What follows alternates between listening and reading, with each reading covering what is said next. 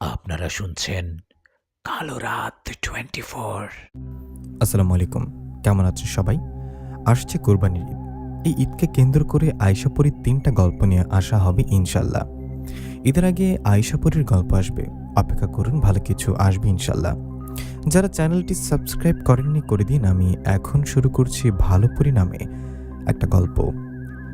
দেখুন, আমার মনে হয় আপনার ছেলে কোনো জিনের পাল্লায় পড়েছে। ও এতটাই ভয় পেয়েছে যে ভয়ও পাগলের মতো কথা বলে যাচ্ছে। কবিরাজের কথায় সুজনের মা বললেন, কবিরাজ সাহেব, আপনি দয়া করে কিছু একটা করুন।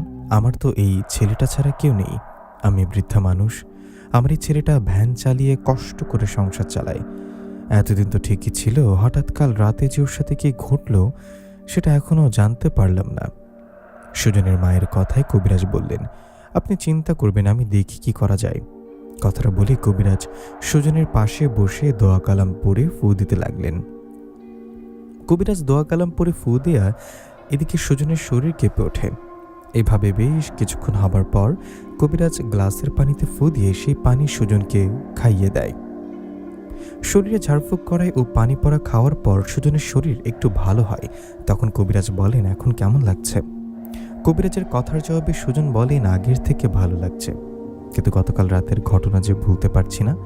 বারবার চোখের সামনে ভাসছে ঘটনাটা। সুজনের এরকম কথায় কবিরাজ বললেন, আচ্ছা, তোমাকে দেখে মনে হচ্ছে প্রচণ্ড ভয় পেয়েছ। তুমি আমাকে খুলে বলো তো, কি দেখে ভয় পেয়েছ, কি কি ঘটেছে তোমার সাথে? কবিরাজের কথায় সুজন বললেন, আপনাকে কি বলবো কবিরাজ সাহেব, আপনি তো শুনছেন আমি একজন ভ্যান চালক। আমি আমার ভ্যানে বিভিন্ন মালামালের সাথে লাশ বহন করার কাজ করি। সাধারণ কোনো মালামাল বা জিনিসে যে ভাড়া পাই তার থেকে দ্বিগুণ টাকা পাই লাশ নিয়ে গেলে। তো গতকাল সন্ধ্যার পর বাজার থেকে বাড়ির দিকে আসছিলাম।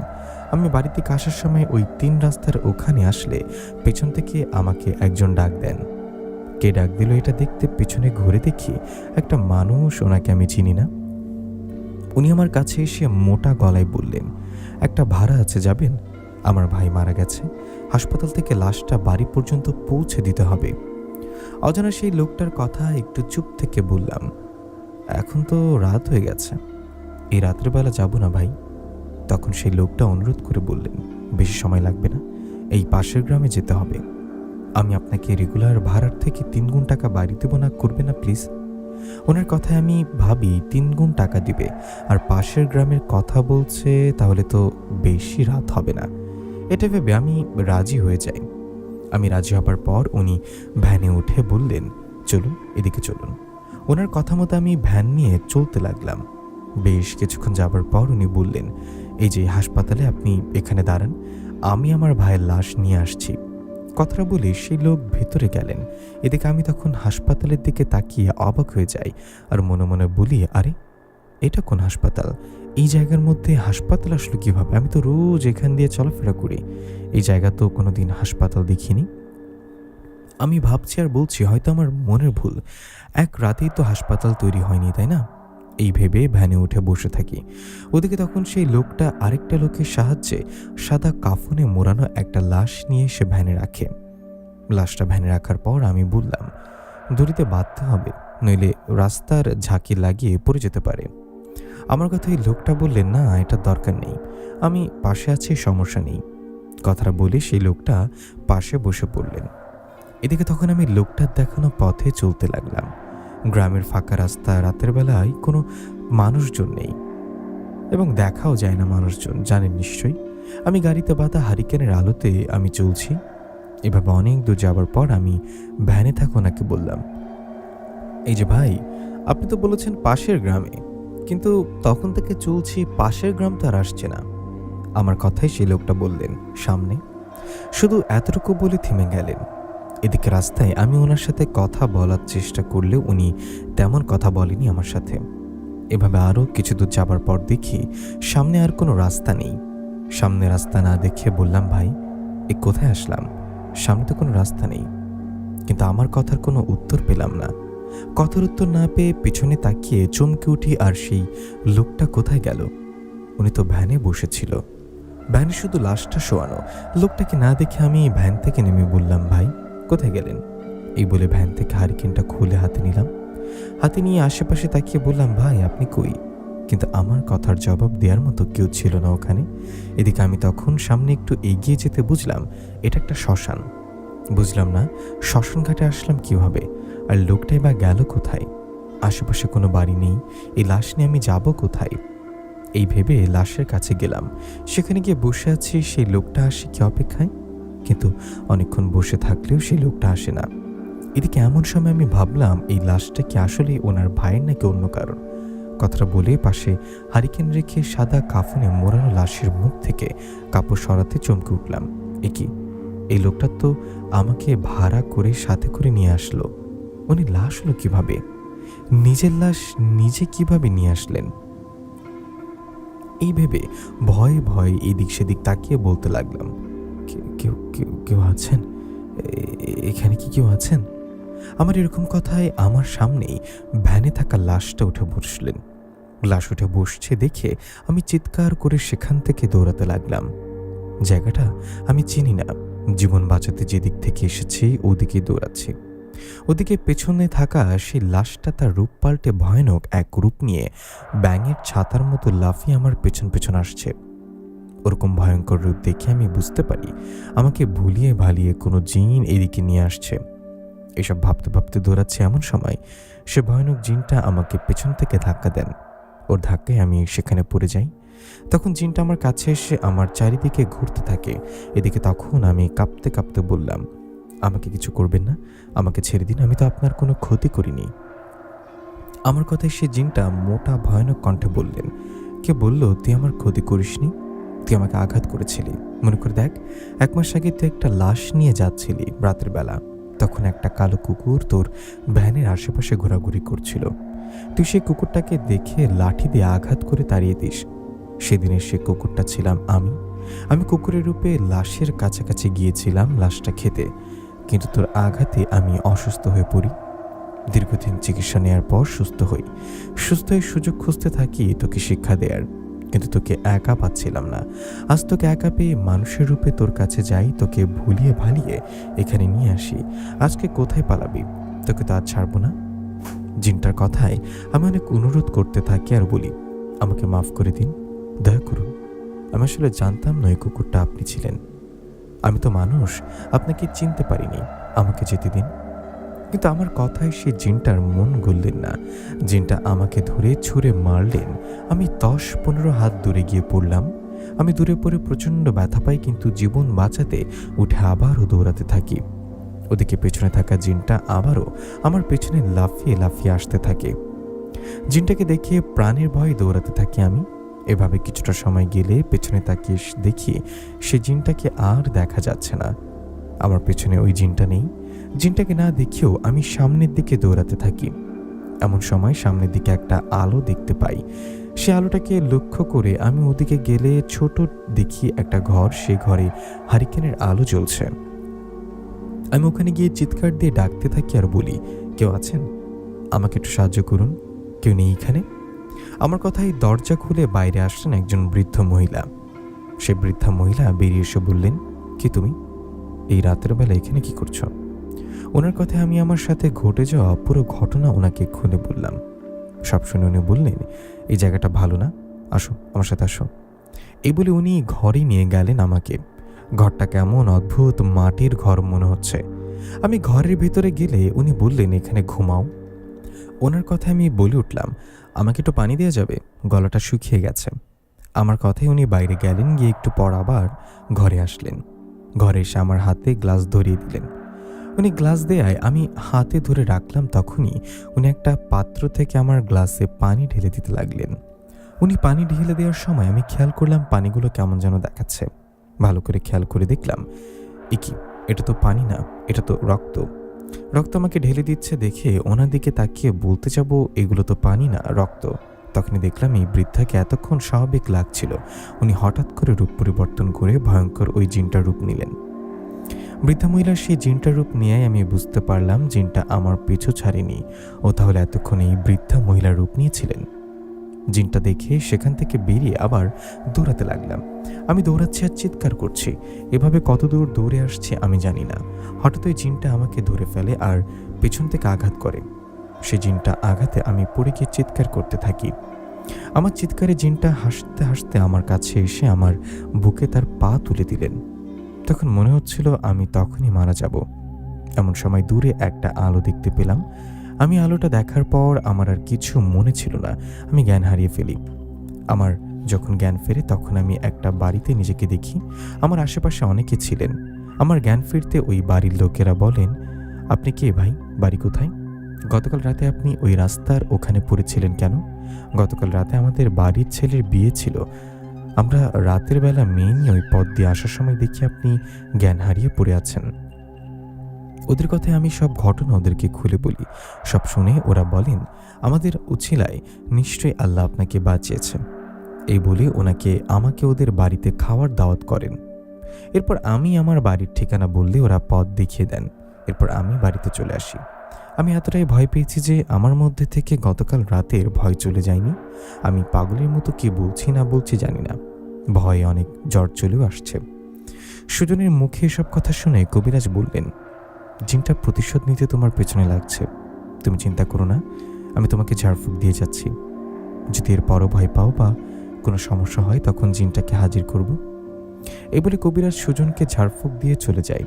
এদিকে শরীরে জ্বর আসায় সুজন ডাক্তারের কাছে গিয়ে ঔষধ নিয়ে আসে। এরপর ঔষধ খেয়ে রাতের বেলা শুয়ে পড়ে। সুজন শুয়ে পড়ার পরও স্বপ্ন ও জিনটাকে দেখে। জিনটাকে দেখায় জিনটা বললেন, কি ভাবছিস, তোকে এত সহজে ছেড়ে দেব? না, তোকে আমি ছাড়বো না, তোকে আমি নিয়ে যাব। কথাটা বলে জিনটা ভয়ানক এক হাসি দিয়ে চলে যায়। এদিকে তখন সুজনের ঘুম ভেঙে গেলে বাকি রাত আর না ঘুমিয়ে জেগে রাতটা পার করেন। রাত পেরিয়ে দিন হলে সুজন আবারও সেই কবিরাজকে ডাকায়। কবিরাজ এসে সুজনের কাছে সব শুনে সুজনের শরীরে জিনটাকে হাজির করেন কবিরাজ। জিনটা সুজনের শরীরে হাজির হয়ে ভয়ানকভাবে বললেন, কবিরাজ বল, কি বলবি? তখন কবিরাজ বলেন, তুই এই ছেলেটার পেছনে লাগলি কেন? ও তো না জেনে একটা ভুল করেছে, তাই তুই কুকুর রূপে আসায় তোকে আঘাত করেছে। বিনিময়ে তুইও তো আঘাত করেছিস ওকে। এখন তাহলে পেছনে লেগে আছিস কেন? ওকে ছেড়ে চলে যা। কবিরাজের কথায় সে জিনটা বলেন, আমাকে যে আঘাত করে আমি তাকে ছাড়ি না, আমি ওকে নিয়েই যাব, ওকে আমি বাঁচতে দেব না। জিনটা কথায় কবিরাজ বললেন, এটা করতে পারবি না, ওকে ছেড়ে যা, নইলে তোকে বন্দি করব। কিন্তু জিনটা যেতে চায় না। জিনটার এরকম কাহিনী দেখে উপায় না পেয়ে কবিরাজ জিনটাকে বোতল বন্দি করে সে বোতলটা নদীতে ফেলে দিলেন। এই ঘটনার পর সুজন আস্তে আস্তে সুস্থ হয়ে উঠলেন। এভাবে কেটে গেল একটা মাস। 1 মাস পর ঘটল এক ঘটনা। এক রাতে সুজনকে খুঁজে পাওয়া যাচ্ছিল না। সুজনকে খুঁজে না পেয়ে ওর মা পুরো গ্রাম খুঁজলেন, কিন্তু পেলেন না। এদিকে ছেলেকে না পেয়ে সুজনের মা কান্না করতে থাকেন। কান্না করতে করতে পুরো রাত কেটে যায়, তবুও সুজন বাড়িতে ফেরে না। এদিকে রাত পেরিয়ে সকাল হলে আশেপাশে সবাই সুজনের মায়ের কাছে আসলে সুজনের মা বললেন, সুজনকে খুঁজে পাওয়া যাচ্ছে না। সবাই শুনে সুজনের মাকে বললেন, কবিরাজকে ডাকতে হবে, হতে পারে ওই জিনটা কোনো ক্ষতি করছে। সবার কথায় সুজনের মা তাই করেন। ওই কবিরাজকে আবার নিয়ে আসেন। কবিরাজ এসে সুজনের বিষয়ে খোঁজ নিয়ে বললেন, সুজনকে ওই জিনটাই ধরে নিয়ে গেছেন। আমি 1 মাস আগে জিনটাকে বোতলবন্দি করে নদীতে ফেলেছিলাম, কিন্তু কোনো কারণে সেই জিনটা মুক্ত হয়ে যায়। জিনটা মুক্ত হয়ে রাগের বশে সুজনকে ধরে জিন রাজ্যে নিয়ে যায়। সুজনকে ধরে জিন রাজ্যে নিয়ে গেছে, তাই আমি কিছু করতে পারবো না, আমাকে মাফ করবেন। আপনি অন্য কবিরাজের কাছে যান, দেখেন ওরা সুজনকে ফিরিয়ে নিয়ে আসতে পারে কিনা। কথাটা বলে চলে যায় কবিরাজ। এদিকে তখন সুজনের মা কান্না করতে থাকে। সুজনের মায়ের কান্না দেখে আশেপাশের মানুষেরা অন্য কবিরাজ নিয়ে আসেন, কিন্তু এতেও কোনো লাভ হয় না। সব কবিরাজ বলেন, ওকে জিন রাজ্যে নিয়ে গেছে, এখন আর ফিরিয়ে আনা সম্ভব না। সবার কথায় সুজনের মা ভেঙে পড়েন। একমাত্র ছেলেকে হারিয়ে পাগলের মতো হয়ে যান। এভাবে কেটে যায় 3টা দিন। 3 দিন ছেলেকে না পেয়ে সুজনের মা ভাবেন তার ছেলেকে আর ফিরে পাবে না। কিন্তু সুজনের মাকে অবাক করে দিয়ে 3 দিন পর এক রাতে সুজন বাড়িতে ফিরে আসে। সুজনকে বাড়িতে নিয়ে আসে একজন পরী। সে পরী সুজনকে নিয়ে এসে সুজনের মাকে বলেন, আপনি ভয় পাবেন না, আমি একজন পরী, আমি আপনার ছেলেকে ফিরিয়ে নিয়ে আসছি। আপনার এই ছেলেকে যে জিনটা ধরে নিয়ে গেছেন সেই জিনের সাথে শত্রুতা ছিল আমার। ও আমার অনেক ক্ষতি করেছে। ও আমার ক্ষতি করায় আমি ওর সাথে যুদ্ধ করে আর সফল হই। আমি এই জিনটাকে মেরে ফেলি। ওকে মেরে ফেলার পর আপনার ছেলেকে ওর প্রাসাদে দেখি। ওকে দেখে বুঝতে পারি ও একটা মানুষ, তাই ওকে বাড়িতে নিয়ে আসলাম। পরীর কথায় সুজনের মা কান্না করতে করতে বলেন, তুমি অনেক ভালো পরিমা। তোমাকে যে কি বলে ধন্যবাদ দিব। আমার ছেলেকে ফিরিয়ে আনতে অনেক কবিরাজ ডেকেছি, কিন্তু কেউ আমার ছেলেকে ফিরিয়ে আনতে পারেনি। তুমি আমার উপকার করলাম, তোমার উপকার সবসময় মনে রাখবো, তোমার জন্য দোয়া করব। সুজনের মায়ের কথায় খুশি হয়ে চলে যায় সেই পরীটা। এদিকে তখন ঘটনার পর সুজনের সাথে আর কিছু ঘটেনি। সুজন সুস্থ আছে, ভালো আছে। প্রিয় লিসেনার, সুজনের এই ভয়ানক গল্পটা কেমন লাগলো কমেন্ট করে জানাবেন। আমি শুরু করছি আরেকটা রহস্যময় ভয়ানক গল্প। রংপুর বিভাগের এক প্রত্যন্ত গ্রাম হিজলপুর। চারিদিকে বিশাল বাঁশঝাড়, পুরনো বটগাছ আর কুয়াশায় ঢাকা সরু রাস্তা। গ্রামের মানুষ খুব সাধারণ জীবন যাপন করত। দিনের বেলায় মাঠে কাজ, আর রাত নামলেই সবাই দ্রুত ঘরের দরজা জানলা বন্ধ করে দিত। কারণ সেই গ্রামে বহু বছর ধরে একটা কথা প্রচলিত ছিল, রাত গভীর হলে পশ্চিমের জঙ্গলে অদ্ভুত ছায়া ঘুরে বেড়ায়। গ্রামের মাঝামাঝি একটা টিনের ঘরে থাকত আব্দুল করিম, তার স্ত্রী রহিমা আর তাদের একমাত্র মেয়ে নুসরাত। নুসরাত ছিল গ্রামের সবচেয়ে সুন্দরী মেয়েদের একজন।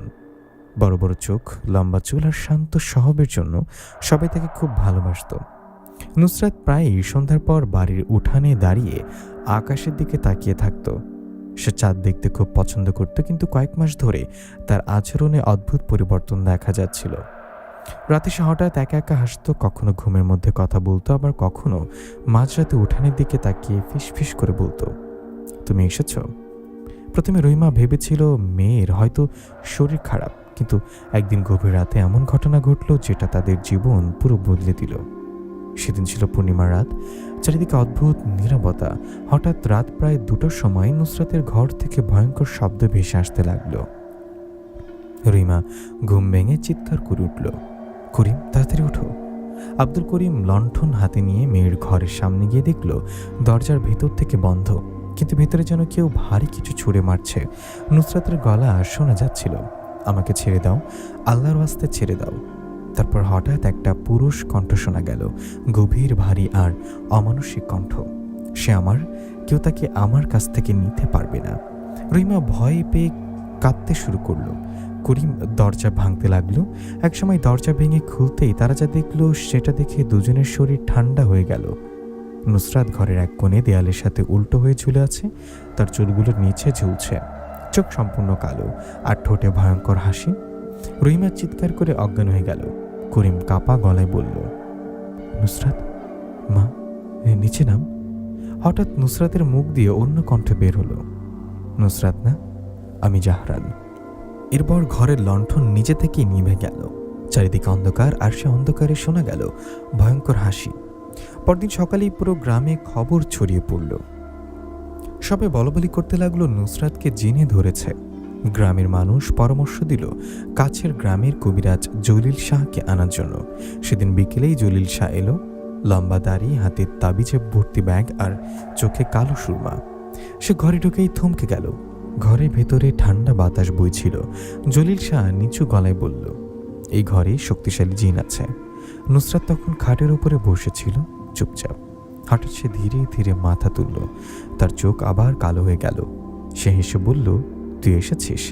জলিল শাহ তাবিজ বের করে আয়াত পড়তে শুরু করলো, কিন্তু কয়েক সেকেন্ডের মধ্যেই নুসরাত ভয়ঙ্কর চিৎকার দিল। তারপর হঠাৎ পুরো ঘর কাঁপতে শুরু করলো। আলমারি পড়ে গেল, জানলার কাঁচ ভেঙে গেল, আর জলিল শাহ দেয়ালে ছিটকে পড়ল। তার নাক দিয়ে রক্ত বেরোতে লাগলো। সে ভয়ে কাঁপতে কাঁপতে বলল, এটা সাধারণ জিন না, খুব ভয়ঙ্কর কিছু। করিম কাঁদতে কাঁদতে বলল, আমার মেয়েকে বাঁচান কবিরাজ। জলিল শাহ কিছুক্ষণ চুপ করে থেকে বলল, জিনটা মেয়েটাকে পছন্দ করেছে, ও নুসরাতকে বিয়ে করতে চাই। কথাটা শুনে রহিমা চিৎকার করে উঠলেন, না, এটা কখনো হতে পারে না। জলিল শাহ নিচু গলায় বলল, যদি জোর করে বাধা দেন তাহলে বড় বিপদ হবে। কিন্তু করিম এসব মানতে রাজি হলো না। সে বলল, আমি মরলেও মেয়েকে জিনের হাতে দেব না। সে রাতে ভয়ঙ্কর ঘটনা ঘটল। রাত প্রায় 12টা। নুসরাত হঠাৎ ঘর থেকে বের হয়ে উঠানে চলে গেল। তার চোখ বন্ধ, সে যেন ঘুমিয়ে হাঁটছে। করিম আর রহিমা তার পেছনে দৌড়ালো, কিন্তু উঠানের মাঝখানে গিয়ে নুসরাত থেমে গেল। তার সামনে কালো ধোঁয়া জমতে লাগলো। ধীরে ধীরে সেই ধোঁয়ার ভেতরে একটা লম্বা অবয়ব দেখা গেল। জ্বলন্ত চোখ, লাল কালো পোশাক, মানুষের মতো কিছু, কিন্তু মানুষ না। রহিমা কাঁপতে কাঁপতে কোরআনের আয়াত পড়তে লাগলো। অবয়বটা ধীরে ধীরে বলল, নুসরাত আমার। করিম সাহস করে একটা লাঠি নিয়ে সামনে এগিয়ে এলো, কিন্তু সাথে সাথে সে কয়েক হাত দূরে ছিটকে পড়ে গেল। তার বুক থেকে রক্ত বেরোতে লাগলো। নুসরাত তখন ধীরে ধীরে সেই কালো অবয়বের দিকে হাঁটতে লাগলো। রহিমা মেয়ের হাত ধরতে গেলে হঠাৎ আগুনের মতো তাপ অনুভব করলো। সে চিৎকার দিয়ে হাত সরিয়ে নিল। এরপর মুহূর্তের মধ্যে কালো ধোঁয়া পুরো উঠানে ঢেকে ফেলল। আর ধোঁয়া সরে যেতেই দেখা গেল নুসরাত নেই। চারিদিকে শুধু ঠান্ডা বাতাস আর দূর থেকে ভেসে আসছে ভয়ঙ্কর হাসি। রহিমা মাটিতে পড়ে কাঁদতে লাগলো। করিম হতভম্ব হয়ে চারিদিকে তাকিয়ে রইল। সে রাতেই শালবনপুর গ্রামের মানুষ বুঝে গেল ভয়ঙ্কর কিছু শুরু হয়েছে। হিজলপুর গ্রামের আকাশ যেন আগের চেয়ে আরো অন্ধকার হয়ে গিয়েছিল। নুসরাত হারিয়ে যাওয়ার পর পুরো গ্রাম ভয়ে ছড়িয়ে পড়ে। গ্রামে সন্ধ্যা হলেই কেউ আর ঘর থেকে বের হতো না। গ্রামের বৃদ্ধরা বলতে লাগলো বহু বছর পর আবার অশুভ শক্তি ফিরে এসেছে। নুসরাতের মা রহিমা দুদিন ধরে ঠিকমতো কিছু খায়নি, শুধু মেয়ের কাপড় জড়িয়ে কাঁদত। আর আবুল করিম যেন কয়েক বছরের মধ্যে বুড়িয়ে গেছে। তার চোখের নিচে কালো দাগ, মুখে আতঙ্ক। সে রাতের ঘটনার পর গ্রামের মানুষ বাড়ির উঠানে আগুন জ্বালিয়ে রাখত। সবাই মনে করত আগুন দেখলে অশুভ শক্তি কাছে আসে না, কিন্তু তাতেও লাভ হলো না।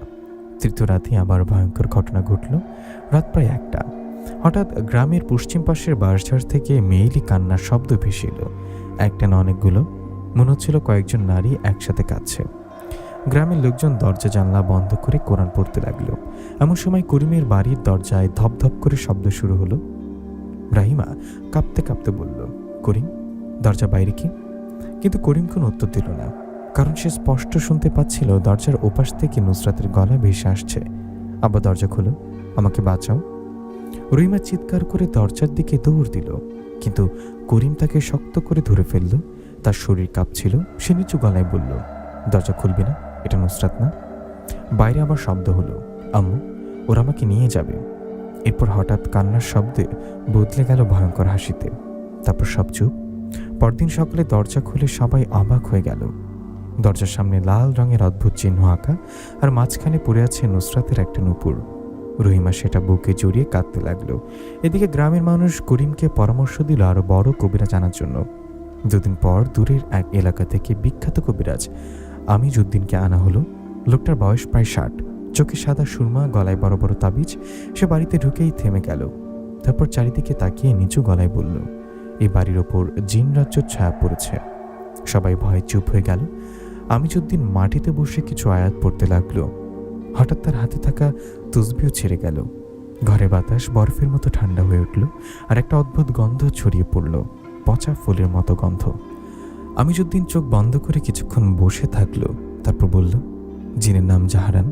করিম আবার অবাক হয়ে বলল, আপনি কিভাবে জানলেন? কবিরাজ ধীরে বলল, সে নিজেই বলেছে। এরপর সে আরও ভয়ঙ্কর কথা বলল, জাহারান সাধারণ জিন না, সে জিন রাজ্যের এক শক্তিশালী পরিবারের সন্তান। রহিমা কাঁদতে কাঁদতে বলল, আমার মেয়েকে ফিরে আনুন। আমিজউদ্দিন দীর্ঘশ্বাস ফেলে বলল, জাহারান নুসরাতকে বিয়ে করার জন্য নিয়ে গেছে। এখন মেয়েটা জিন রাজ্যে আছে। সবাই আতঙ্কে এক অপরের দিকে তাকালো। গ্রামের এক বৃদ্ধ কাপা গলায় বলল, জিন রাজ্য? আমিজউদ্দিন মাথা নেড়ে বলল, মানুষের চোখে দেখা যায় না, কিন্তু কিছু নির্দিষ্ট রাতে তাদের দরজা খোলে। করিম হঠাৎ রাগে বলল, আমি মেয়েকে ফিরে আনবো যেভাবে হোক। আমিজউদ্দিন কিছুক্ষণ চুপ থেকে বলল, চেষ্টা করলে ভয়ঙ্কর মূল্য দিতে হবে। কিন্তু করিম থামল না। সে রাতেই কবিরাজ বাড়ির উঠানে বিশেষ আয়োজন করল। চারিদিকে আগুন জ্বালানো হলো, মাটিতে সাদা গুঁড়া দিয়ে গোল চিহ্ন আঁকা হলো, মাঝখানে বসানো হলো নুসরাতের নূপুর। আমিজউদ্দিন আয়াত পড়তে শুরু করলো। হঠাৎ চারিদিকে বাতাস বইতে শুরু করলো জোরে। আগুনগুলো লম্বা হয়ে উঠল, আকাশে কালো মেঘ ঢেকে গেল। এরপর উঠানের মাঝখানে ধীরে ধীরে কালো ধোঁয়া তৈরি হতে লাগলো। সেই ধোঁয়ার ভেতর দেখা গেল নুসরাত। সে সাদা পোশাক পরে দাঁড়িয়ে আছে, চোখে অদ্ভুত শূন্যতা। রহিমা মেয়েকে দেখে চিৎকার করে উঠল, কিন্তু নুসরাত কিছু বলল না। তার পাশে ধীরে ধীরে আরেকটা অবয়ব স্পষ্ট হলো, জাহারান। তার চোখ দুটো লাল আগুনের মতো জ্বলছিল। সে নিচু গলায় বলল, সে এখন আমার স্ত্রী হবে। আমিজউদ্দিন আয়াত আরও জোরে পড়তে লাগলো। হঠাৎ জাহারান ভয়ঙ্কর চিৎকার দিল। চারিদিকে ঝড় শুরু হয়ে গেল। মাটির চিহ্নগুলো মুছে যেতে লাগলো। এরপর জাহারান হাত তুলতেই অনেকগুলো একসাথে আগুন নিভে গেল। চারিদিকে অন্ধকার, আর সে অন্ধকারের মধ্যে নুসরাত ধীরে ধীরে জাহারানের পাশে গিয়ে দাঁড়ালো। তারপর দুজন একসাথে কালো ধোঁয়ার মধ্যে মিলে গেল। আমিজউদ্দিন মাটিতে পড়ে গেল। তার মুখ দিয়ে রক্ত বের হতে লাগলো। সে কাঁপা গলায় বলল, আমি পারবো না, এই জিন খুব শক্তিশালী। পরদিন সকালে পুরো গ্রামে আতঙ্ক ছড়িয়ে পড়ল, কারণ রাতের ঘটনার পর গ্রামের 3টা গরু রহস্যজনকভাবে মারা গেছে। আর পশ্চিমের জঙ্গলের কাছে পাওয়া গেছে অদ্ভুত পায়ের ছাপ, মানুষের মতো কিন্তু মানুষের না। এদিকে রহিমা প্রায় পাগলের মতো হয়ে গেছে। সে শুধু একটা কথাই বলতো, আমার মেয়েকে ফিরিয়ে দাও। শেষ পর্যন্ত গ্রামের এক বৃদ্ধ করিমকে বলল, কবিরাজা হবে না, তোকে বড় তান্ত্রিকের কাছে যেতে হবে। করিম ধীরে ধীরে মাথা তুলল। তার চোখে তখন ভয় না, প্রতিশোধের আগুন। হিজলপুর গ্রামের মানুষের জীবনে যেন শান্তি বলার কিছুই ছিল না। প্রতিদিন রাত নামলেই চারিদিকে অদ্ভুত শব্দ শোনা যেত। কখনো বাঁশঝাড়ের ভেতর থেকে মেয়েদের কান্না, কখনো আবার কারোর ফিসফিস কণ্ঠ। গ্রামের মানুষ বুঝে গিয়েছিল নুসরাতকে নিয়ে যাওয়া সেই জিন শুধু একজন মানুষকে না, পুরো গ্রামকেই অন্ধকারের মধ্যে টেনে নিচ্ছে। এদিকে আব্দুল করিম আর রহিমার অবস্থা দিন দিন খারাপ হতে লাগলো। রহিমা প্রায় মাঝরাতে ঘুম ভেঙে দেখত উঠানের মাঝখানে নুসরাত দাঁড়িয়ে আছে, কিন্তু কাছে যেতেই ছায়াটা মিলিয়ে যেত। এক রাতে রহিমা হঠাৎ চিৎকার দিয়ে উঠল। করিম দৌড়ে এসে দেখল রহিমা বিছানার কোণে বসে কাঁপছে। সে কাঁদতে কাঁদতে বলল, আমি নুসরাতকে দেখেছি, ও কাঁদছিল। করিম নিচু গলায় বলল, স্বপ্ন দেখছ? রহিমা মাথা নাড়িয়ে বলল, না, ও বলেছে ওকে বাঁচাও। এই ঘটনার পর করিম আর দেরি করল না। পরদিন ভোরে সে পাশের জেলার এক ভয়ঙ্কর তান্ত্রিকের খোঁজে বের হলো। লোকটার নাম কালা রশিদ। মানুষ বলতো সে নাকি বহু জিনকে বন্দি করেছে, কেউ আবার বলতো সে নিজেও কালো শক্তির সাহায্য নেয়। বিকেলের দিকে করিম পৌঁছালো এক নির্জন এলাকায়। জঙ্গলের ভেতর ছোট্ট একটা করে ঘর, চারিদিকে মানুষের হাড় ঝুলছে, গাছের ডালে লাল কাপড় বাঁধা। পরিবেশ এত ভয়ঙ্কর ছিল যে করিম বুক কেঁপে উঠল। হঠাৎ ভেতর থেকে কর্কশ গলা ভেসে এলো, কাকে খুঁজছিস? করিম ভয়ে ভয়ে ভেতরে ঢুকলো। ঘরের ভেতরে অল্প আলো, চারিদিকে তাবিজ, খুলি আর অদ্ভুত সব জিনিস রাখা। মাঝখানে বসে আছে কালা রশিদ, লম্বা চুল, চোখ দুটো লালচে, মুখে ভয়ঙ্কর হাসি। করিম কাপা গলায় সব ঘটনা খুলে বলল। সব শুনে রশিদ কয়েক সেকেন্ড চুপ করে রইল, তারপর ধীরে বলল, জাহারান। করিম অবাক হয়ে গেল। সে বলল, আপনার নাম জানেন? রশিদ ঠান্ডা গলায় বলল, জিনরাজ্যের রাজপরিবারের সন্তান, সে খুব শক্তিশালী। করিম হাত জোর করে বলল, আমাকে আমার মেয়েকে ফিরিয়ে দিন। রশিদ কিছুক্ষণ চুপ থেকে বলল, ফিরে আনতে পারবো, কিন্তু মূল্য অনেক বড়, যা লাগে দেব। রশিদ ধীরে হাসল, মূল্য টাকা না। তারপর সে নিচু গলায় বলল, জিনরাজ্যে ঢুকতে হলে অন্ধকার শক্তির দরজা খুলতে হবে। করিম কিছুই বুঝল না, তবুও মেয়ের জন্য রাজি হয়ে গেল। সেই রাতে এই রশিদ হিজলপুরে এলো। গ্রামের মানুষ তাকে দেখে ভয় পেয়ে গেল, কারণ লোকটার চোখের দিকে তাকালে অদ্ভুত অস্বস্তি লাগছিল। রশিদ করিমের বাড়ির পেছনের খালি জায়গায় বিশাল এক বৃত্ত আঁকল। চারিদিকে আগুন জ্বালানো হলো, মাঝখানে রাখা হলো নুসরাতের কাপড় আর নূপুর। রশিদ বলল, যাই হোক, কেউ এই বৃত্তের বাইরে যাবে না। তারপর সে অদ্ভুত ভাষায় মন্ত্র পড়তে শুরু করলো। হঠাৎ আকাশ কালো হয়ে গেল, প্রচণ্ড বাতাস বইতে লাগলো, চারিদিকে কুকুর চিৎকার শুরু করলো। এরপর মাটির মাঝখানে কালো ধোঁয়ার ঘূর্ণি তৈরি হলো। রশিদ চোখ বন্ধ করে চিৎকার দিল, জিনরাজ্য দরজা খুল। মুহূর্তের মধ্যেই মাটি ফেটে গেল, ভেতর থেকে ভয়ঙ্কর গরম বাতাস বেরোতে লাগলো। রহিমা ভয় পেয়ে কাঁদতে লাগলো। তারপর ধীরে ধীরে সেই ফাটলের ভেতর অদ্ভুত দৃশ্য দেখা গেল, লাল আকাশ, কালো পাহাড় আর অসংখ্য ছায়া ঘুরে বেড়াচ্ছে। করিম ভয়ে কাঁপতে কাঁপতে বলল, এটা কি? রশিদ নিচু গলায় বলল, জিনরাজ্য। ঠিক তখনই দূরে দেখা গেল নুসরাত দাঁড়িয়ে আছে। সে লাল রঙের অদ্ভুত পোশাক পরে আছে, মাথায় কালো ঘোমটা, চোখে অদ্ভুত শূন্যতা। তার পাশে দাঁড়িয়ে জাহারান। আজ সে আরও ভয়ঙ্কর দেখাচ্ছিল। তার পেছনে কয়েকটা বিশাল ছায়ামূর্তি দাঁড়িয়েছিল, মনে হচ্ছিল পাহারাদার। রহিমা চিৎকার করে বলল, নুসরাত। নুসরাত ধীরে মাথা তুলল, তার চোখ দিয়ে পানি পড়ছিল। সে ফিসফিস করে বলল, আম্মা, আমাকে নিয়ে যাও। করিম দৌড় দিয়ে সামনে যেতে চাইল, কিন্তু রশিদ তাকে আটকে দিল। এখন না। জাহারান তখন ভয়ঙ্কর হাসি দিল, তার কণ্ঠ পুরো উঠান কেঁপে উঠল, সে এখন আমার। রশিদ হাত তুলে কালো ধোঁয়ার দিকে ছুঁড়ে মারল, সাথে সাথে আগুনের বিস্ফোরণ হলো। জাহারান কয়েক কদম পিছিয়ে গেল। প্রথমবারের মতো তার চোখে রাগ দেখা গেল। সে গর্জে উঠল, মানুষ, তুই সাহস করেছিস? রশিদ ভয়ঙ্কর হাসল, আজ মেয়েটিকে নিয়ে যাব। এরপর শুরু হলো ভয়ঙ্কর লড়াই। চারিদিকে আগুন ছুটতে লাগলো, মাটি কাঁপতে লাগলো। জাহারান পেছনে ছায়াগুলো চিৎকার করে সামনে এলো। হঠাৎ একটা কালো ছায়া গ্রামের এক লোকের শরীরে ঢুকে গেল। লোকটা সঙ্গে সঙ্গে ভয়ঙ্করভাবে চিৎকার করতে লাগলো। তার চোখ কালো হয়ে গেল। সে নিজের গলা নিজেই চেপে ধরল। গ্রামের মানুষ আতঙ্কে দৌড়ে পালাতে লাগলো। এদিকে রশিদ মাটিতে অদ্ভুত চিহ্ন আঁকতে লাগলো। তারপর চিৎকার করে বলল, জাহারান, আজ তোকে বন্দি করব। হঠাৎ মাটির নিচ থেকে লোহার মতো কালো শিকল বের হয়ে জাহারানের শরীর জড়িয়ে ধরল। জাহারান ভয়ঙ্কর গর্জন দিল। পুরো আকাশ কেঁপে উঠল। নুসরাত কাঁদতে লাগলো, না, ওকে মেরো না। কিন্তু রশিদ থামল না। সে আরো জোরে মন্ত্র পড়তে লাগলো। ধীরে ধীরে জাহারান দুর্বল হয়ে পড়তে লাগলো। তার চোখের আগুন নিভে যেতে শুরু করলো। ঠিক তখনই জিন রাজ্যর আকাশ থেকে ভয়ঙ্কর গর্জন ভেসে এলো। একটা নারী কণ্ঠ, আমার সন্তানকে ছেড়ে দাও। সাথে আমার চারিদিকের কালো ঝড় শুরু হলো। রশিদের মুখে প্রথমবার ভয় দেখা গেল। সে নিচু গলায় বলল, জাহারানের মা। তারপর জিন রাজ্যের ভেতর দুটা বিশাল লাল চোখ জ্বলে উঠল। সে চোখের দিকে তাকাতেই গ্রামের কয়েকজন মানুষ অজ্ঞান হয়ে গেল। জাহারান তখন কষ্টে হাসলো, তোমরা কেউ বাঁচবে না। হঠাৎ ভয়ঙ্কর বিস্ফোরণ হলো। সব আগুন নিভে গেল আর মুহূর্তের মধ্যে জিন রাজ্যের দরজা বন্ধ হয়ে গেল। চারিদিকে আবার নীরবতা। শুধু মাটিতে পড়ে আছে কালো রশিদ। তার মুখ দিয়ে রক্ত বেরোচ্ছে, কিন্তু তার ঠোঁটে তখনও ভয়ঙ্কর হাসি। সে ধীরে বলল, আমি পথ খুঁজে পেয়েছি, এবার জাহারান মরবে। আর দূরের অন্ধকারে তখনও শোনা যাচ্ছিল ভয়ঙ্কর এক নারীর কান্না। হিজলপুর গ্রামের মানুষ সেই রাতের ঘটনার পর পুরোপুরি আতঙ্কে ডুবে গেল। কেউ আর সূর্য ডোবার পর বাইরে বের হতো না। গ্রামের শিশুরা কান্না করত, গরু ছাগল অকারণে ছটফট করত।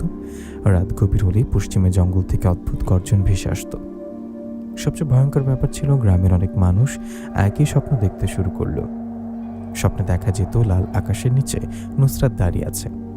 তার চোখ দিয়ে রক্তের মতো পানি ঝরছে, আর তার পেছনে দুইটা বিশাল লাল চোখ তাকিয়ে আছে মানুষের দিকে। স্বপ্নের শেষে একটা নারী কণ্ঠ শোনা যেত, আমার সন্তানকে ফিরিয়ে দাও।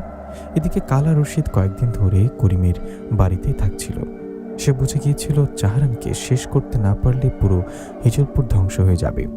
কিন্তু আগের রাতের পর রশিদ নিজেও দুর্বল হয়ে পড়েছিল। তার হাতের চামড়া পুরো কালো হয়ে গেছে, চোখে নিচে গভীর দাগ, তবুও তার চোখে ভয় ছিল না। এক রাতে করিম নিচু গলা জিজ্ঞাসা করল, আপনি কি সত্যি জাহারানকে মারতে পারবেন? রশিদ ধীরে হাসল। প্রতিটা শক্তির শেষ আছে। তারপর সে রহস্যময় গলায় বলল, কিন্তু জাহারান মরলে আরো বড় বিপদ আসবে। করিম থমকে গেল। মানে? রশিদ উত্তর দিল না। সে রাতে সে আবার প্রস্তুতি শুরু করলো। এবার গ্রামের মাঝখানের পুরনো বটগাছের নিচে বিশাল আয়োজন করা হলো। চারিদিকে আগুন, মাটিতে কালো রঙের অদ্ভুত চিহ্ন, আর মাঝখানে রাখা হলো নুসরাতের চুলের একগুচ্ছ, যেটা রহিমা ছোটবেলায় কেটে দিয়েছিল। রশিদ বলল, আজ জিন রাজ্যের দরজা পুরোপুরি খুলব। গ্রামের মানুষ ভয় দূরে তাকিয়ে রইল। রহিমা শুধু কাঁদছিল। তার মুখে একটাই কথা, আমার মেয়েকে ফিরিয়ে দিন। রাত ঠিক 12টায় রশিদ মন্ত্র পড়া শুরু করল। চারিদিকে বাতাস থেমে গেল, একদম নিস্তব্ধতা। তারপর ধীরে ধীরে মাটি কাঁপতে শুরু করলো। বটগাছের পাতা ঝরতে লাগলো। হঠাৎ পুরো আকাশ লাল হয়ে উঠল। মাটির মাঝখানে আগের চেয়েও বড় ফাটল তৈরি হলো। ভেতর থেকে আগুনের মতো লাল আলো বের হতে লাগলো। জিনরাজ্যের দরজা খুলে গেছে। এবার আগের চেয়েও আরো স্পষ্ট দেখা যাচ্ছিল ভেতরের দৃশ্য। অদ্ভুত সব কালো প্রাসাদ, আকাশে উড়ন্ত ছায়া, আর দূরে আগুনে ঘেরা বিশাল এক রাজপ্রাসাদ। সেখানে দাঁড়িয়ে আছে জাহারান, তার পাশে নুসরাত। কিন্তু নুসরাতকে দেখে রহিমা চিৎকার করে কেঁদে উঠল। মেয়েটার মুখ ফ্যাকাশে, চোখে গভীর কষ্ট। মনে হচ্ছিল কয়েক বছরের মধ্যে সে অনেক বদলে গেছে। নুসরাত ধীরে বলল, আম্মা আমাকে নিয়ে যাও। করিমার নিজেকে সামলাতে পারল না। সে দৌড়ে ফাটলের দিকে এগিয়ে গেল, কিন্তু ঠিক তখনই ভয়ঙ্কর শব্দ হলো। জাহারান সামনে এসে দাঁড়ালো। তার চোখে আগুন জ্বলছে। সে গর্জে উঠল, মানুষ, আবার এসেছিস? রশিদ ঠান্ডা গলায় বলল, আজ তো শেষ দিন। জাহারান হেসে উঠল। সে আসতো পুরো আকাশ কেঁপে উঠল। আমাকে মারার ক্ষমতা তোর নেই। রাশিদ এবার নিজের হাতে ছুরি চালিয়ে রক্ত মাটিতে ফেলল। সাথে সাথেই মাটির চিহ্নগুলো লাল আগুনে জ্বলে উঠল। চারিদিক থেকে কালো শিকল বের হয়ে জাহারানের দিকে ছুটে গেল। জাহারান প্রথমে হেসেছিল, কিন্তু শিকলগুলো শরীরে জড়িয়ে যেতেই তার মুখ বদলে গেল। সে ভয়ঙ্কর চিৎকার দিল। পুরো হিজলপুর কেঁপে উঠল। গ্রামের মানুষ কান চেপে ধরে বসে পড়ল। জাহারান গর্জন করে বলল, আমাকে ছাড়। রশিদ আরো জোরে মন্ত্র পড়তে লাগলো। তার চোখ দিয়ে রক্ত বের হতে শুরু করলো, কিন্তু সে থামল না। ধীরে ধীরে জাহারান হাঁটু গেড়ে বসে পড়ল। নুসরাত কাঁদতে কাঁদতে বলল, থামুন, ওকে মারবেন না।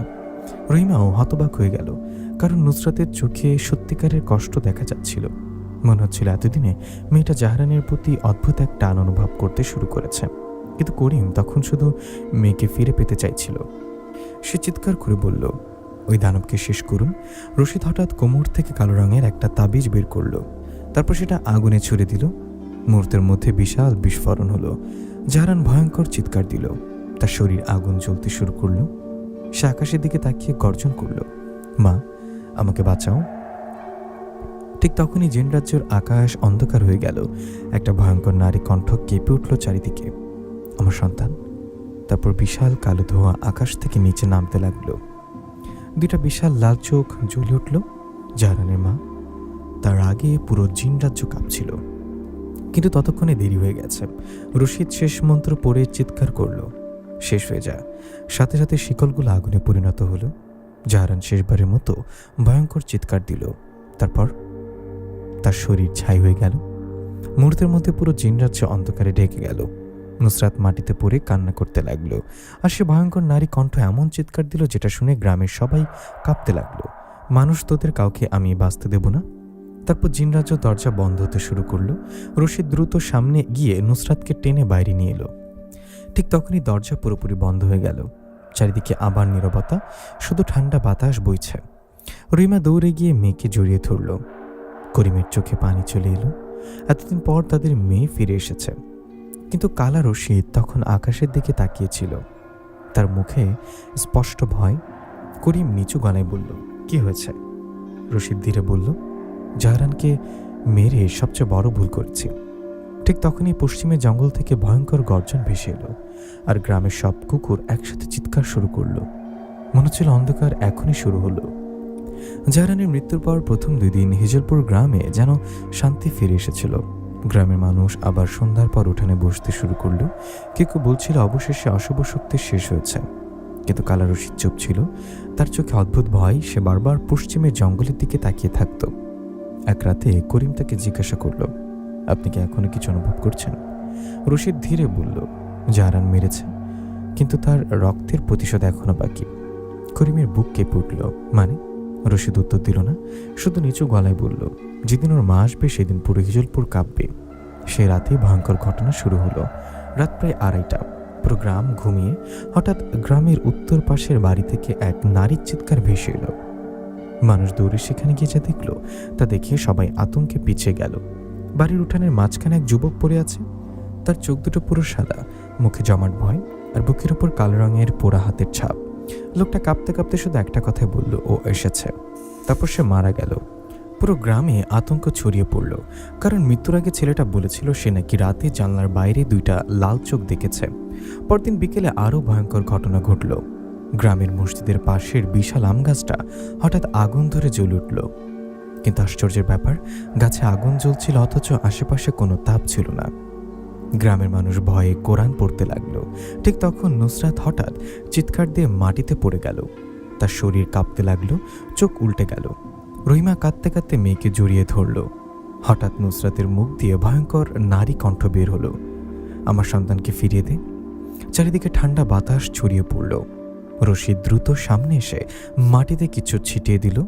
সাথে সাথে নুসরাত শান্ত হয়ে গেল। কিন্তু রশিদের মুখ ফ্যাকাশে হয়ে গিয়েছিল। সে নিচু গলায় বলল, ও চলে এসেছে। করিম আতঙ্কে বলল, জাহারানের মা? রশিদ মাথা নিচু করে দাঁড়ালো। সে রাতে গ্রামের মানুষ সবাই মিলে মসজিদে জড়ো হলো, কারণ একা একা কেউ থাকার সাহস পাচ্ছিল না। চারিদিকে শুধু ভয়। এক বৃদ্ধ কাপা গলায় বলল, আমরা কি সবাই মারা যাব? রশিদ কিছুক্ষণ চুপ থেকে বলল, ও শুধু প্রতিশোধ নিতে এসছে না। সবাই তার দিকে তাকালো। রশিদ বলল, নুসরাতকে আবার নিয়ে যেতে চাই। রহিমা চিৎকার করে উঠল, না। রশিদ নিচু গলায় বলল, জাহারানের মৃত্যুর পর নুসরাত এখন ওদের রাজ্যের সাথে বাধা পড়ে গেছে। এই কথা শুনে নুসরাত কাঁদতে লাগলো। সে ধীরে বলল, আমি ওখানে অনেক ভয়ঙ্কর জিনিস দেখেছি। সবাই চুপ হয়ে গেল। করিম মেয়ের মাথায় হাত রেখে বলল, কি দেখেছিস মা?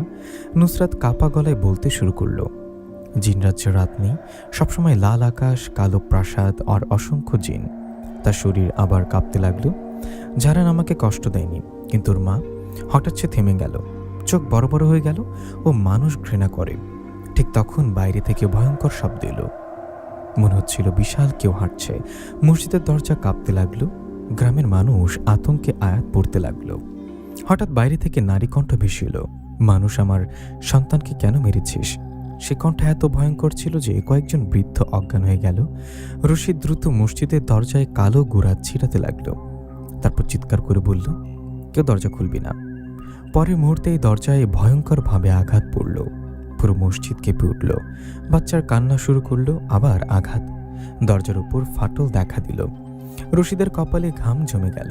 সে বুঝতে পারছিল এই শক্তি আগের চেয়েও ভয়ঙ্কর। হঠাৎ মসজিদের সব বাতি নিভে গেল। চারিদিকে অন্ধকার, মানুষ শুধু কান্না আর দোয়ার শব্দ শুনতে পাচ্ছিল। ঠিক তখন নুসরাত ধীরে ধীরে উঠে দাঁড়ালো। তার চোখ আবার কালো হয়ে গেছে। সে অদ্ভুত গলায় বলল, ও আমাকে ডাকছে। রহিমা মেয়েকে শক্ত করে ধরে ফেলল, কিন্তু নুসরাতের শরীর অসম্ভব গরম হয়ে উঠল। রহিমা হাত সরিয়ে নিতে বাধ্য হলো। তারপর নুসরাত ধীরে ধীরে দরজার দিকে হাঁটতে শুরু করলো। রশিদ চিৎকার করে বলল, ওকে আটকাও। কিন্তু কেউ সাহস পেল না। ঠিক তখন দরজা নিজে থেকেই খুলে গেল, আর সবাই যা দেখলো সেটা দেখে আতঙ্কে জমে গেল। বাইরে বিশাল কালো ধোঁয়ার মাঝে দাঁড়িয়ে আছে এক নারীর ছায়া। দুইটা লাল চোখ জ্বলছে, মাথা থেকে লম্বা কালো চুল মাটিতে লুটিয়ে আছে। তার চারপাশে কালো ছায়াগুলো ঘুরছে। সে ধীরে বলল, নুসরাত, আমার সাথে চল। নুসরাত যেন সম্মিলিত হয়ে সামনে এগোতে লাগলো। করিম মেয়েকে ধরে চিৎকার করল, না। ঠিক তখন সেই ছায়ামূর্তি গর্জে উঠল। মুহূর্তের মধ্যে করিম কয়েক হাত দূরে ছিটকে পড়ল। তার মুখ দিয়ে রক্ত বেরোতে লাগলো। গ্রামের মানুষ ভয় পিছিয়ে গেল। রশিদ এবার কোমর থেকে একটা কালো তাবিজ বের করলো। তারপর সেটা ছুঁড়ে মারল ছায়াটার দিকে। সাথে সাথে ভয়ঙ্কর বিস্ফোরণ হলো। ছায়ামূর্তিটা চিৎকার করে পিছিয়ে গেল। মসজিদের চারিদিকে আগুন জ্বলে উঠল, কিন্তু আগুনের ভেতর থেকেও সেই নারী কণ্ঠ গর্জে উঠল, তোদের কাউকে আমি ছাড়বো না।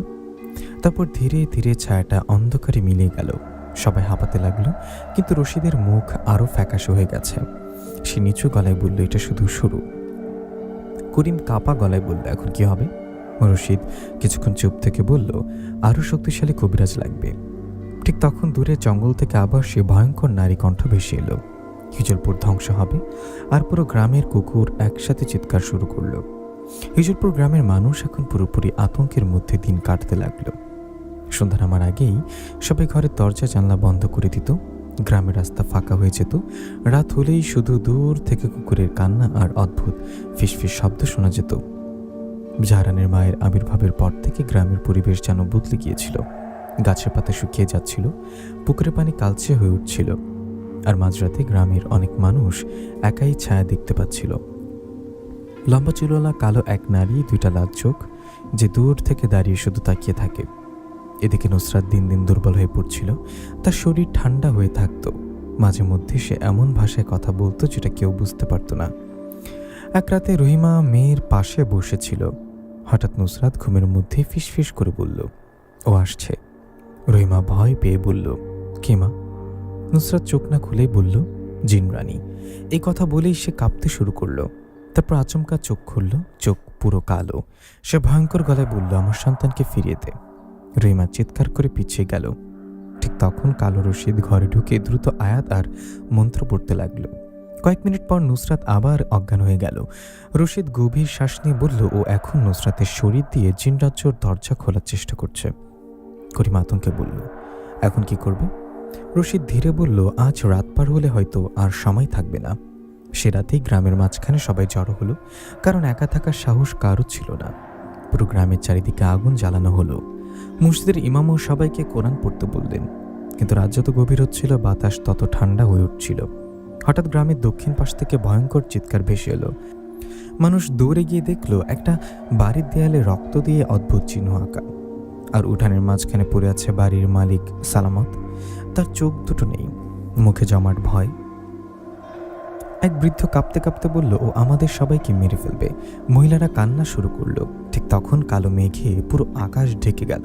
প্রচণ্ড ঝড় শুরু হলো। বাতাসের সাথে ভেসে আসতে লাগলো সে ভয়ঙ্কর নারী কণ্ঠ, মানুষ তোদের শেষ শুরু হয়েছে। চারিদিকে হঠাৎ কালো ছায়া দেখা দিতে লাগলো। প্রথমে একটা, তারপর দুইটা, তারপর অসংখ্য। ছায়াগুলো গ্রামের ঘরগুলোর চারপাশে ঘুরতে লাগলো।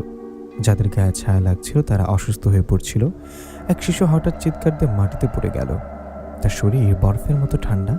মা বাচ্চাকে জড়িয়ে ধরে কান্না করতে লাগলো। এদিকে কালো রশিদ বুঝতে পারছিল জিনরানি পুরো গ্রামে নিজের শক্তি ছড়িয়ে দিয়েছে। সে দ্রুত গ্রামের মাঝখানে বিশাল একটা বৃত্ত আঁকল। তারপর সবাইকে বলল, যে যাই দেখুক এই বৃত্তের বাইরে যাবে না। মানুষ আতঙ্কে একসাথে জড়ো হলো। হঠাৎ নুসরাত ধীরে ধীরে সামনে এগিয়ে এলো। তার চুল বাতাসে উঠছে, চোখ কালো। সে অদ্ভুত গলায় বলল, ও চলে এসেছে। ঠিক তখন গ্রামের পশ্চিম পাশের বিশাল বটগাছটা কেঁপে উঠল। তারপর ধীরে ধীরে গাছের নিচে কালো ধোঁয়া জমতে লাগলো। সেই ধোঁয়ার ভেতর বের হলো জাহারানের মা। আজ থেকে আগের চেয়েও ভয়ঙ্কর লাগছিল। তার শরীরের চারপাশে আগুনের মতো কালো ধোঁয়া ঘুরছে, দুটা লাল চোখ জ্বলছে। তার মুখ দেখা যাচ্ছিল না। সে সামনে তাকিয়ে গর্জে উঠল, আমার সন্তানকে হত্যা করার শাস্তি তোদের পেতেই হবে। সাথে সাথে চারিদিকে বজ্রপাত শুরু হলো। একটা করে আগুন ধরে গেল। মানুষ চিৎকার করে দৌড়াতে লাগলো। রশিদ মাটিতে বসে দ্রুত মন্ত্র পড়তে লাগলো। তার চারপাশের আগুনের বৃত্ত তৈরি হলো। জিনরানি হাত তুলতেই কালো ছায়াগুলো রশিদের দিকে ছুটে গেল। রশিদ চিৎকার করে উঠল, পিছিয়ে যা। সাথে সাথে আগুন ছড়িয়ে পড়ল। কয়েকটা ছায়া মিলিয়ে গেল, কিন্তু আরো অনেক ছায়া সামনে এলো। হঠাৎ একটা ছায়া গ্রামের এক যুবকের শরীর ঢুকে গেল। লোকটা সঙ্গে সঙ্গে ভয়ঙ্করভাবে হাসতে শুরু করলো। তারপর নিজের মাথা দেয়ালে আঘাত করতে লাগলো। মানুষ ভয় পেয়ে পিছিয়ে গেল। রশিদ বুঝল পরিস্থিতি নিয়ন্ত্রণের বাইরে যাচ্ছে। সে করিমকে বলল, নুসরাতকে নিয়ে এখান থেকে পালাও। কিন্তু ঠিক তখন নুসরাত হঠাৎ আকাশের দিকে তাকিয়ে চিৎকার দিল। তার শরীর মাটি থেকে উপরে উঠতে লাগলো। রহিমা কাঁদতে কাঁদতে মেয়ের পা ধরে ফেলল, কিন্তু অদ্ভুত শক্তিতে সে দূরে ছিটকে পড়ল। নুসরাত তখন বাতাসে ঝুলছে। রানী ধীরে ধীরে বলল, এখন আমাদের। হঠাৎ নুসরাতের শরীর থেকে কালো ধোঁয়া বেরোতে শুরু করলো। মনে হচ্ছিল তার ভেতর কিছু জেগে উঠেছে। রশিদের চোখে ভয় নেমে এলো। সে নিচু গলায় বলল, না, এটা হতে পারে না। করিম চিৎকার করে বলল, কি হয়েছে? রশিদ কাঁপা গলায় বলল, জাহারানের শক্তি নুসরাতের শরীরে ঢুকে গেছে। সবাই আতঙ্কে জমে গেল। ঠিক তখন জিনরানি ভয়ঙ্কর হাসি দিল, এবার তোদের কেউ বাঁচাতে পারবে না। তারপর পুরো গ্রাম কেঁপে উঠল। মাটিতে ফাটল ধরতে লাগলো, আর সেই ফাটলের ভেতর থেকে অসংখ্য কালো হাত বেরোতে শুরু করলো। মানুষ চিৎকার করে দৌড়াতে লাগলো। হিজলপুর তখন যেন জাহান্নামে পরিণত হয়েছে। আর কালা রশিদ প্রথমবারের মতো বুঝতে পারল সে হয়তো ভুল শক্তির বিরুদ্ধে যুদ্ধ শুরু করেছে। হিজলপুর গ্রামের সেই রাতটা যেন কিয়ামতের রাত ছিল। চারিদিকে আগুন, ঝড় আর মানুষের চিৎকার। মাটির ফাটল থেকে বের হওয়া কালো হাতগুলো যাকে ধরছিল সে ভয়ঙ্করভাবে কাঁপতে শুরু করছিল। অনেক মানুষ আতঙ্কে গ্রামের বাইরে পালাতে চাচ্ছিল, কিন্তু গ্রামের চারপাশে অদ্ভুত কালো কুয়াশা তৈরি হয়েছিল। যে কুয়াশার ভেতরে ঢুকেছিল সে আবার গ্রামের ভেতরে ফিরে আসছিল। মনে হচ্ছিল হিজলপুরকে কোনো অদৃশ্য শক্তি বন্দি করে ফেলেছে। এদিকে নুসরাত তখনও বাতাসে ঝুলছিল। তার চোখ পুরো কালো, চুলগুলো বাতাসে উড়ছে, আর তার মুখ দিয়ে একসাথে দুইটা কণ্ঠ বের হচ্ছিল, একটা নুসরাতের, আরেকটা ভয়ঙ্কর অমানুষিক। রহিমা মেয়ের দিকে তাকিয়ে কাঁদতে কাঁদতে বলল, আমার মেয়েটাকে ফিরে দাও। কিন্তু জিনরানি ভয়ঙ্কর হাসল, ও এখন অর্ধেক মানুষ অর্ধেক আমাদের। কালা রশিদ দ্রুত মাটিতে বসে আগুনের চারপাশে নতুন চিহ্ন আঁকতে লাগলো। তার চোখে এবার স্পষ্ট ভয়। সে বুঝে গিয়েছিল পরিস্থিতি হাতের বাইরে চলে গেছে। করিম চিৎকার করে বলল, কিছু একটা করুন। রশিদ নিচু গলায় বলল, আজ হয় আমি মরব, না হয় এই অশুভ শক্তি শেষ হবে। তারপর সে নিজের হাত কেটে রক্ত মাটিতে ফেলল। সাথে সাথে মাটির চিহ্নগুলো লাল আগুনে জ্বলে উঠল। পুরো গ্রামের মাঝখানে বিশাল আগুনের বৃত্ত তৈরি হলো। জিনরানি হঠাৎ গর্জে উঠল। তার চারপাশে কালো ছায়াগুলো একসাথে রশিদের দিকে ছুটে এলো। রশিদ চিৎকার করে মন্ত্র পড়তে লাগলো। আগুনের শিখা আকাশ পর্যন্ত উঠে গেল। কয়েকটা ছায়া আগুনে পুড়ে মিলিয়েও গেল। কিন্তু হঠাৎ ভয়ঙ্কর ঘটনা ঘটল। নুসরাত আচমকা চোখ খুলে রাশিদের দিকে তাকালো। তার চোখে অদ্ভুত হাসি ফুটে উঠল। তারপর সে হাত তুলতেই আগুনের বৃত্ত কাঁপতে শুরু করলো। রশিদ আতঙ্কে বলল, না। মুহূর্তের মধ্যে আগুন নিভে গেল। চারিদিকে আবার অন্ধকার। জিনরানি ধীরে ধীরে সামনে এগিয়ে এলো। তার প্রতিটা পায়ের শব্দে মাটি কাঁপছিল। সে নিচু গলায় বলল, মানুষ, তুই আমার সন্তানকে হত্যা করেছিস। রশিদ পিছিয়ে যেতে লাগলো। জীবনে প্রথমবার তার মুখে আতঙ্কে স্পষ্ট। সে তাবিজ বের করে সামনে ছুঁড়ে মারল, কিন্তু তাবিজটা জিনরানির গায়ে লাগার আগেই ছাই হয়ে গেল। রশিদ কাঁপা গলায় বলল, অসম্ভব। জিনরানি এবার হাত তুলল। সাথে সাথে কালো ধোঁয়া রাশিদের শরীর জড়িয়ে ধরল। রশিদ ভয়ঙ্কর চিৎকার দিল। তার শরীর ধীরে ধীরে মাটি থেকে উপরে উঠতে লাগলো। গ্রামের মানুষ আতঙ্কে তাকিয়ে রইল। করিম চিৎকার করে বলল, ওকে ছাড়ো। কিন্তু কেউ কিছু করতে পারল না। জিন্নানের কণ্ঠ কেঁপে উঠল, আজ তোর মৃত্যু দেখবে পুরো হিজলপুর। তারপর রশিদের শরীরের চারপাশে কালো আগুন জ্বলে উঠল। লোকটা চিৎকার করতে লাগলো, তার চোখ দিয়ে রক্ত বেরোতে লাগলো। আর কয়েক সেকেন্ডের মধ্যেই রশিদের শরীর মাটিতে পড়ে গেল। পুরো শরীর কালো হয়ে গেছে, চোখ খোলা, মুখে জমাট ভয়। কালো রশিদ মারা গেছে। এই দৃশ্য দেখে গ্রামের মানুষ চিৎকার শুরু করলো। কারোর আর সাহস রইল না। জিনরানি ধীরে ধীরে সবার দিকে তাকালো। তার লাল চোখগুলো যেন আগুনের মতো জ্বলছিল। সে গর্জে বলল, এবার একে একে সবাই মরবে। ঠিক তখন মসজিদের দিক থেকে আজানের শব্দ ভেসে এলো। ফজরের আজান। আজানের শব্দ শোনার সাথে সাথে জিনরানি আচমকা থেমে গেল। তার শরীর থেকে ধোঁয়া বেরোতে লাগলো। সে ভয়ঙ্কর গর্জন দিল। মনে হচ্ছিল আজানের শব্দ তাকে অনেক কষ্ট দিচ্ছে। নুসরাত বাতাস থেকে নিচে পড়ে গেল। রহিমা দিয়ে দৌড়ে গিয়ে মেয়েকে জড়িয়ে ধরল। জিনরানি কয়েক সেকেন্ড চুপ করে থেকে বলল, আমি আবার আসব। তারপর ধীরে ধীরে সে অন্ধকারের মধ্যে মিলিয়েও গেল। চারিদিকে আবার নীরবতা, শুধু মানুষের কান্না আর ভয় শব্দ। ভোর হওয়ার পর পুরো হিজলপুর যেন মৃত গ্রামের মতো লাগছিল। অনেক ঘর ভেঙে গেছে, গাছ উপড়ে পড়েছে, আর গ্রামের মাঝখানে পড়ে আছে কালো রশিদের মৃতদেহ। গ্রামের মানুষ বুঝে গেল এখন তাদের বাঁচানোর মতো কেউ নেই। সেদিন বিকেলে গ্রামের মুরব্বীরা সবাই মিলে বৈঠকে বসল। এক বৃদ্ধ কাপা গলায় বলল, আর কবিরাজ বা তান্ত্রিক হবে না। আরেকজন বলল, আমাদের আল্লাহওয়ালা কোনো হুজুর দরকার। ঠিক তখন গ্রামের পুরনো ইমাম ধীরে বললেন, আমি একজন মানুষের কথা জানি। সবাই তার দিকে তাকালো। ইমাম সাহেব নিচু গলায় বললেন, মাওলানা আব্দুল হাকিম। এক যুবক অবাক হয়ে বলল, ওই হুজুর, যিনি নাকি বহু জিন আক্রান্ত মানুষকে সুস্থ করেছেন। ইমাম মাথা নাড়লেন। তিনি কোরআনের আমল করলেন। কালো শক্তি না, শুধু আল্লাহর সাহায্যে কাজ করেন। করিম দ্রুত বলল, তাহলে তাকে নিয়ে আসুন। ইমাম দীর্ঘশ্বাস ফেললেন। সমস্যা হলো তিনি খুব কম জায়গায় যান, আর এই শক্তি কত ভয়ঙ্কর সেটা শুনলে হয়তো আসতেও রাজি হবেন না। ঠিক তখন দূরের জঙ্গল থেকে আবার সেই নারী কণ্ঠ ভেসে এলো, তোমাদের সময় শেষ। আর নুসরাত হঠাৎ মাথা তুলে অন্ধকারের দিকে তাকিয়ে ফিসফিস করে বলল, এবার পুরো হিজলপুরকে জিনরাজ্যে নিয়ে যেতে চাই। হিজলপুর গ্রামের পরিস্থিতি এখন ভয়ঙ্কর হয়ে উঠেছে। মানুষ দিনের আলোতেও আতঙ্কে থাকত। সন্ধ্যা নামার আগেই পুরো গ্রাম নিস্তব্ধ হয়ে যেত। কেউ আর একা কোথাও যেত না, কারণ রাত হলেই শুরু হতো অদ্ভুত সব ঘটনা। কখনো ঘরের চালের উপর কারোর হাঁটার শব্দ, কখনো জানলার বাইরে লাল চোখ, আবার কখনো দূর থেকে নুসরাতের কান্নার মতো আওয়াজ। এদিকে কালো রশিদের মৃত্যুর পর গ্রামের মানুষ পুরোপুরি অসহায় হয়ে পড়েছিল। করিমের বাড়ির সামনে সারাদিন লোকজন ভিড় করত। সবাই একটাই কথা বলতো, এখন কি হবে। নুসরাতও দিন দিন বদলে যাচ্ছিল। তার শরীর দুর্বল হয়ে গেছে, চোখের নিচে কালো দাগ। মাঝে মধ্যে সে এমন সব কথা বলতো যেগুলোর কোনো মানে কেউ বুঝতো না। একদিন দুপুরে হঠাৎ সে উঠানের মাঝখানে দাঁড়িয়ে আকাশের দিকে তাকিয়ে রইল। রিমা কাছে গিয়ে বলল, কি হয়েছে মা? নুসরাত ধীরে বলল, ওরা আসছে। কারা? নুসরাত নিচু গলায় বলল, জিনরাজ্যর দরজা পুরো খুলতে। এই কথা শুনে রহিমার বুক কেঁপে উঠল। ঠিক তখন গ্রামের ইমাম সাহেব এসে বললেন, আমি খবর পাঠিয়েছি। করিম দ্রুত বলল, হুজুর আসবেন? ইমাম ধীরে ধীরে মাথা নাড়লেন। তিনি আজ রাতের মধ্যে আসতে পারেন। এই খবর ছড়িয়ে পড়তেই গ্রামের মানুষের মনে একটু আশা জাগল। কিন্তু সেই রাতে আবার ভয়ঙ্কর ঘটনা ঘটল। রাত প্রায় 12টা। হঠাৎ পুরো গ্রামের কুকুর একসাথে চিৎকার শুরু করলো। আকাশ কালো মেঘে ঢেকে গেল। প্রচণ্ড বাতাস বইতে লাগলো। মানুষ বুঝে গেছে জিন রানী আবার এসেছে। কয়েক সেকেন্ড পর গ্রামের পশ্চিম পাশের জঙ্গল থেকে কালো ধোঁয়া উঠতে শুরু করলো। ধীরে ধীরে সেই ধোঁয়া পুরো গ্রামের দিকে এগিয়ে আসতে লাগলো। যেখানে ধোঁয়া যাচ্ছিল সেখানকার গাছ শুকিয়ে যাচ্ছিল। মানুষ ভয়ে দরজা বন্ধ করে কোরআন পড়তে লাগলো। ঠিক তখন করিমের বাড়ির উঠানে নুসরাত আচমকা চিৎকার দিয়ে মাটিতে পড়ে গেল। তার শরীর কাঁপতে লাগলো, চোখ কালো হয়ে গেল। সে ভয়ঙ্কর কণ্ঠে বলল, দরজা খুলে গেছে। হঠাৎ উঠানের মাঝখানে মাটি ফেটে গেল। ভেতর থেকে লাল আলো বেরোতে লাগলো। চারিদিকে অদ্ভুত গন্ধ ছড়িয়ে পড়ল।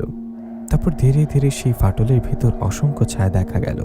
মনে হচ্ছিল শত শত জিন দাঁড়িয়ে আছে। রিমা চিৎকার করে কাঁদতে লাগলো। করিম হতভম্ব হয়ে গেল। ঠিক তখন ভয়ঙ্কর নারী কণ্ঠ ভেসে এলো, আজ হিজলপুর আমাদের হবে। মুহূর্তের মধ্যে পুরো গ্রাম কেঁপে উঠল। ঘরের জানালা ভেঙে যেতে লাগলো। মানুষের চিৎকার করতে লাগলো। আর তখনই গ্রামের রাস্তায় একটা ঘোড়ার গাড়ি এসে থামলো। সবাই অবাক হয়ে তাকালো। গাড়ি থেকে ধীরে ধীরে নামলেন সাদা পাঞ্জাবি পরা একজন বৃদ্ধ, লম্বা সাদা দাড়ি, মাথায় টুপি, হাতে তসবি। তার মুখে অদ্ভুত শান্তি। তিনি হলেন মাওলানা আব্দুল হাকিম। তার সাথে আরও দুজন ছাত্র ছিল। হুজুর গ্রামের ভেতরে পা রাখতেই অদ্ভুত ঘটনা ঘটল। চারপাশে ঠান্ডা বাতাস ধীরে ধীরে কমে গেল, আর কালো ধোঁয়াগুলো যেন পিছিয়ে যেতে লাগলো। গ্রামের মানুষ দৌড়ে তার কাছে গেল। করিম কাঁদতে কাঁদতে বলল, হুজুর আমাদের বাঁচান। হাকিম সাহেব চারিদিকে তাকালেন, তারপর নিচু গলায় বললেন, এখানে খুব ভয়ঙ্কর অশুভ শক্তি আছে। ঠিক তখন উঠানের ভেতর থেকে জিন রানীর গর্জন ভেসে এলো। আরেকজন মানুষ এসেছে মরতে। গ্রামের মানুষ ভয় পিছিয়ে গেল, কিন্তু হাকিম সাহেবের মুখে কোনো ভয় ছিল না। তিনি ধীরে বললেন, সব শক্তির মালিক একমাত্র আল্লাহ। তারপর তিনি কোরআনের আয়াত পড়তে শুরু করলেন। সাথে সাথে বাতাস কেঁপে উঠল। জিন রানী আচমকা ভয়ঙ্কর চিৎকার দিল। মনে হচ্ছিল আয়াতের শব্দ তাকে কষ্ট দিচ্ছে। হাকিম সাহেব ধীরে ধীরে মাটির ফাটলের দিকে এগিয়ে গেলেন। তার ছাত্ররা কোরআন তেলাওয়াত করতে লাগলো। পুরো পরিবেশ বদলে যেতে লাগলো। মাটির ফাটল থেকে বের হওয়া কালো ধোঁয়া কাঁপতে শুরু করলো। ঠিক তখন নুসরাত আচমকা উঠে দাঁড়ালো। তার চোখ কালো। সে হাকিম সাহেবের দিকে তাকিয়ে অদ্ভুত গলায় বলল, তুমি পারবে না? হুজুর শান্ত গলায় বললেন, আল্লাহ চাইলে সব সম্ভব। তারপর তিনি নুসরাতের মাথায় হাত রেখে আয়াত পড়তে লাগলেন।